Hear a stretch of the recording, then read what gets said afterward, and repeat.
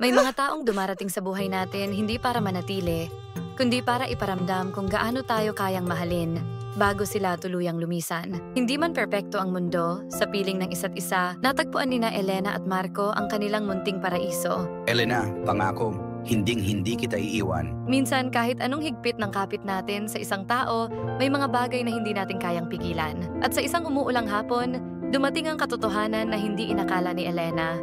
Elena, pasensya ka na. Mahinang sambit ni Marco. Hindi ko na kayang ipagpatuloy ito. Bakit? Akala ko ba walang iwanan?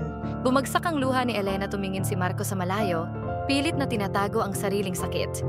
Dahil mahal kita, kailangan kitang palayain. Ngunit bakit? Ano ang dahilan sa likod ng kanyang mga salitang tila punong-puno ng pait? Minsan, ang mga sagot ay hindi natin matatagpuan sa mga salita, kundi sa katahimikan ng mga puso nating sugatan. Elena, patawarin mo ako. Hindi kita iniwan dahil hindi kita mahal, kundi dahil mahal na mahal kita. Pero hindi ko na kayang ipaglaban ito. May sakit ako, Elena. Malubha. Ayokong makita mong naghihirap ako. Ayokong sa huli, puro sakit na lang ang maalala mo sa akin. Kung kaya mo akong kalimutan, kalimutan mo na lang.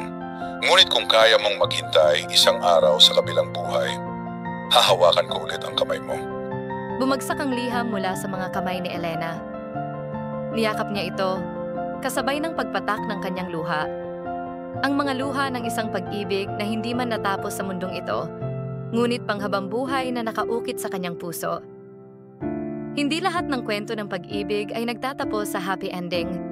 Ngunit sa bawat sakit at pagkawala, may isang bagay na mananatili, ang alaala ng isang pag-ibig na totoo.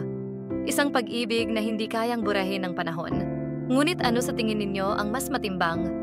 Ang umalis para hindi masaktan ang mahal mo? O manatili kahit alam mong may katapusan ng lahat? Ibahagi ang inyong opinyon sa comments.